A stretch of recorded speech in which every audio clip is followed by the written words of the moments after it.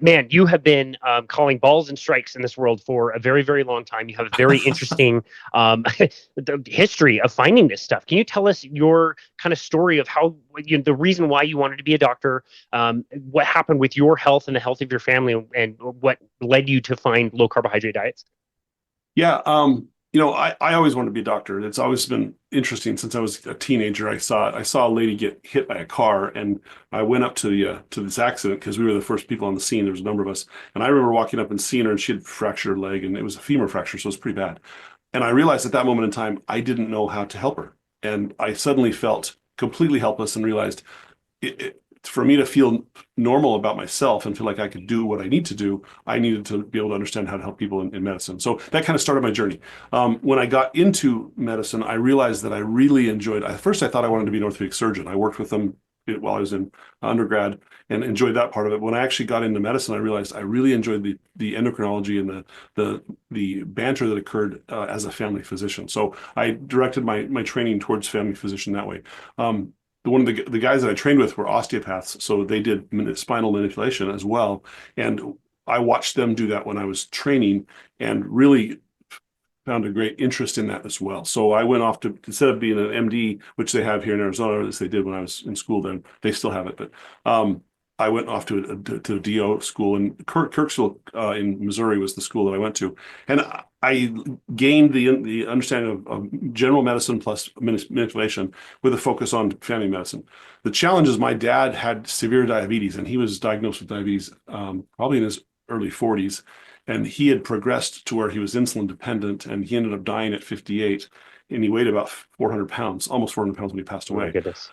His first heart attack was in his 40s, and that bothered me. And he had a couple of great doctors that were very good, but just no matter what he did, he kept gaining weight, kept having heart disease, kept having problems with his blood pressure and blood sugar, and so it never really improved. And and I watched it in my grandparents, I watched it in extended family members.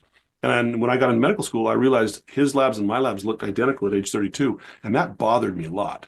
But what the medical school taught didn't give us any answers. So I strongly remember my first day in medical school where the vice president of the school stood up. So I was supposed to speak to you for 30 minutes.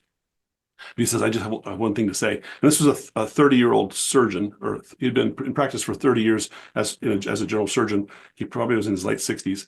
And he said, 50% of what we teach you here in medical school is wrong. We just don't know which 50%.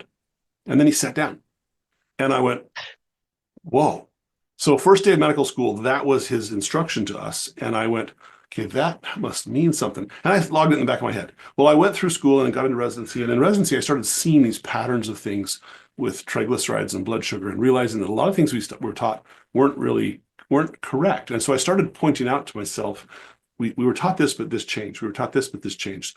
As I went from medical school to residency to general practice, the numbers for diabetes changed, and the diagnosis of diabetes changed and got tighter, and a lot of things changed. And so I started realizing 50% of what we thought we know, we don't really know. And so the important thing to realize as a physician is I've got to be able to realize what I'm taught true, and if it's not true, what is the truth?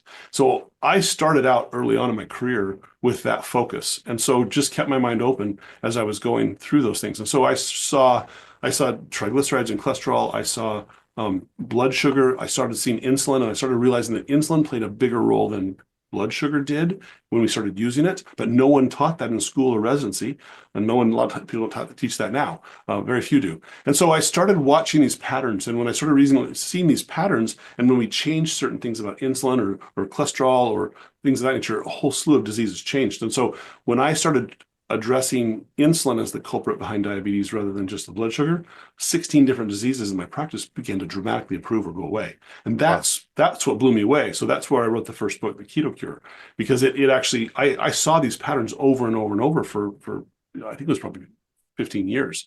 And at that time, during that whole period of time, in the back of my mind, not wanting to gain weight and have heart disease and things like that, I had tried vegetarianism and veganism and a Mediterranean diet, and I'd gone through all these dietary approaches, and I was exercising 1 to 2 hours a day and I'm running triathlons with my wife, and I was still gaining weight, and it wasn't working.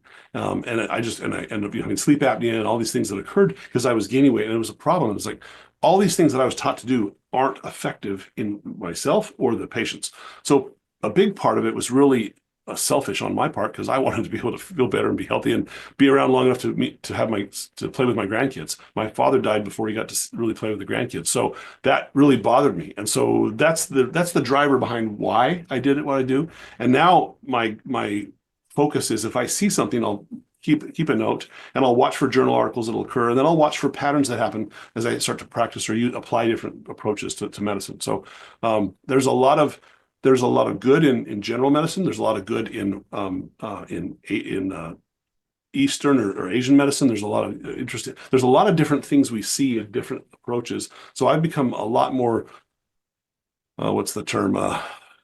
I'm trained in Western medicine, but I also do a lot of alternative approaches because of what I've learned over 25 years. And so I've been in practice now 25 years since residency. And so that's played a big role in my life.